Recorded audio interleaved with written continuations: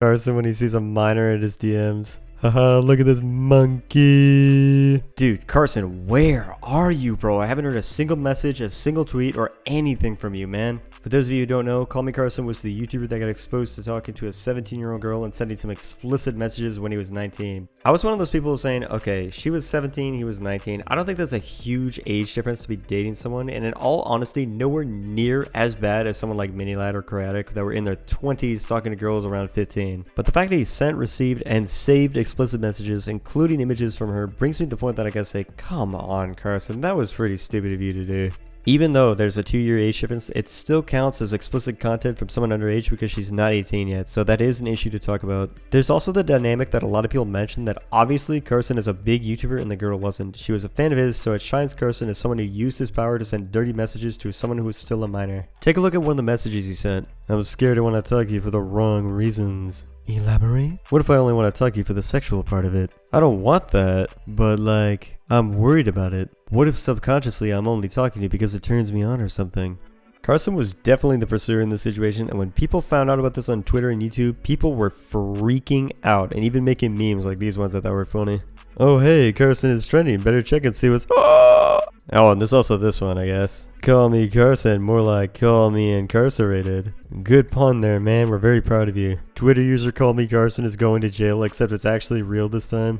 I'm gonna keep it real with you boys. I think people who are popular and recognized can still date fans. It's just a matter of making sure those people are older and mature enough, and this is especially true in situations where you want to get intimate. And Carson, dude, even if there's a 2-year age difference, you can't go around sending dirty messages to people who are 17. They're still minors, man. I honestly don't believe Carson is a predator given the 2-year age gap. I don't think that's abnormal for someone to be 17 dating someone who's 19. But the key word here is dating, and I didn't say anything about intimacy, and that's where things can get murky fast. It's not illegal for someone 17 to be dating someone 19, but it gets very, very sour if you try to involve the good old S word. And I'm not gonna lie, Carson did kind of pursue this girl a little hard, especially when he knew her age and he knew the consequences. Just look at this one DM he sent her. What if we read on Snap, and next time you're horny we have some fun again? I don't want that to be the only thing we do, you know. Yeah, but fuck, Sam. You're hard to resist. So are you. I feel like this is all my fault. Damn. If anything, it's my fault, because I can't control myself. That message was important to establish how Carson repeatedly pressured this girl into more sexual favors, but I wanted to show this last one that's pretty short before we move on, just because it's critical to show he knew exactly what he was getting into. He knew there would be consequences for his actions, but he kept going. Fucking hell. I want to, but it's a bad idea. I'm not gonna lie, I'm scared about getting your hopes up or something. I'm willing to try, but it's such a bad idea. But so is sexting you. Fuck. Yeah, I'm sorry boys, but this situation is pretty nasty. The girl was a fan, dude, and Carson took advantage of that in a way that is honestly sickening, and it seems so unlike him to his fans. Carson was this funny guy that could cry and demand and make rigged spelling bees. He wasn't supposed to be this type of person. What makes this situation so murky is that according to JSlap, a once close friend of Carson he often talked to in the past, Carson dealt with mental health issues in early 2020 like imposter syndrome, feeling like he didn't deserve the audience he had and he was a fraud in his own eyes in the video that JSlap made, where he talked about how he grew close to Carson at the time and related to his struggles. The twist is, this is around the time he admitted to his friends that he had been sexting his underage fans, so this was a difficult situation for his friends to face. Carson was also facing depression, and that would take a new form since soon after the Caterino event happened. You remember that nasty girl that basically had 10-something boyfriends and Carson was one of them before he was backstabbed by Fitz and, you know, basically Caterina was cheating on everyone? Yeah, that definitely did not help Carson's mental health and only brought him down further. But this didn't excuse his behavior for dealing with underage fans, and his friends had to explain to him firmly that despite his issues, he couldn't keep doing that. But word got around fast between Carson's friends and roommates that even though he had improved in some areas, Carson's behavior with some of his fans wasn't changing, and he was falling into a dangerous habit and comfort with talking to certain fans that way, and it was going to have awful consequences soon. Imagine what it would be like to see someone you saw as a friend improve himself in some ways, but continue down a dark path that is disgusting and manipulative. His friends were in a difficult position where they cared about Carson and his health, but what were they supposed to do if they knew that Carson was going to continue to exploit his fans using his fame? Things got wild when Keemstar released a video discussing allegations that Carson had been sexting underage fans, and it was all downhill from there. From that point, another fan of Carson came forward with these tweets here. I can personally come out and say I've been groomed by Carson. I've talked to many people and never came out with it since now. At the time I was still 17 and in high school.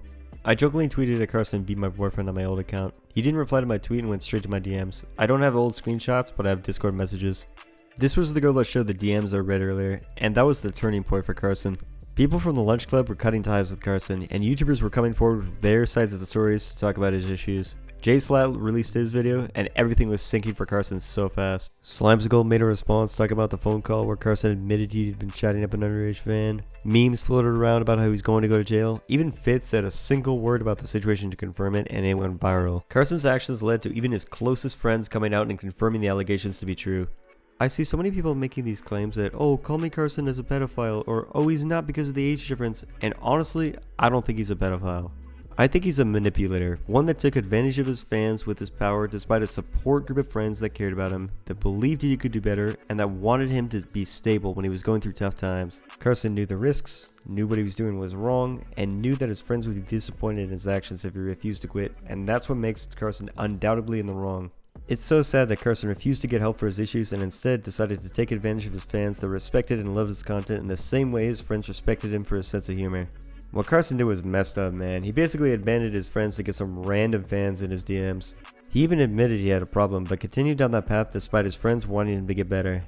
Yeah, I'm sorry boys, but this is pretty saddening to me just because I liked Carson's videos and I loved how funny some of them were. It's always an awful, numbing feeling to see the people you like betray your image of them and show sides of themselves you wish weren't real, but you have to look at the facts that Carson did exploit this girl for his own pleasure as hard as it might be. And no, that doesn't mean cancel him, but if it leads to legal issues, I think he needs to face justice like a man instead of running from the issue in radio silence and get the help he needs. So what is Carson even doing now? There's not a single apology, no tweets, no live streams, no confirmations that he's active at all, and I think this is one of the worst things he could do right now. He needs to come forward and talk about these issues with his fans and face the consequences of his actions, or he'll never be able to move on properly. Carson, man, you can't keep running from the issues and expect things to go back to normal. You're just delaying the inevitable that you'll have to face these issues. These events happen because of your own actions, so you need to be the one to set things straight. It's been weeks now, dude, with complete silence. You should have plenty of time to think of a way to reach your viewers and apologize for your actions, as well as get therapy for the issues you've gone through. Can Carson even be forgiven for what he's done? I'm going to be honest, his fans so far haven't shown that much apathy compared to other creators like Cryotic and Minilad. I mean, bro, those people were completely railed by the amount of spite their former viewers had, to the point that they just abandoned them. And this was rightfully so. The things that Cryotic did were just pure evil, man. Manipulating younger fans with his fame and messing with their emotions to groom them slowly until they were old enough was a sickening and disgusting crime. Also boys, I'm sorry, but I need to flex this, dude. I'm a prophet when it came to Cryotic. I could probably get my friends to admit that I did say I always thought Cryotic was creepy because of the way he talked in his quote-unquote ASMR voice to attract waves of female fans. I remember when I used to mess with people on anime discords with friends and there was always some creepy guy playing the guitar or trying to sing or just talking with an obviously expensive microphone in an anime voice, so to speak, in channels with girls to the extent it's clear he's trying to impress someone, and Cry gave off those vibes so hard to me. Now, Minilad and Cry absolutely repulse their fans to the extent it doesn't seem like they'll be forgiven, but it seems if Carson is able to confront his mistakes and make genuine effort to fix his problems, he could actually find a way to redeem himself in the eyes of his viewers. But don't get me wrong, this event will definitely leave a scar in his career though, and it's not something people will forget easily. But the only way Carson can fix this is if he's open to discussing his problems and making steps to fixing them. For those of you who are still shocked and unsure about how to feel, I just gotta say it's a hard fact you gotta swallow that even though you might like someone's content and watch them on YouTube, you don't always know the true nature of someone just through a screen. These people can have hidden traits, secrets, or motivations that aren't always visible to an audience.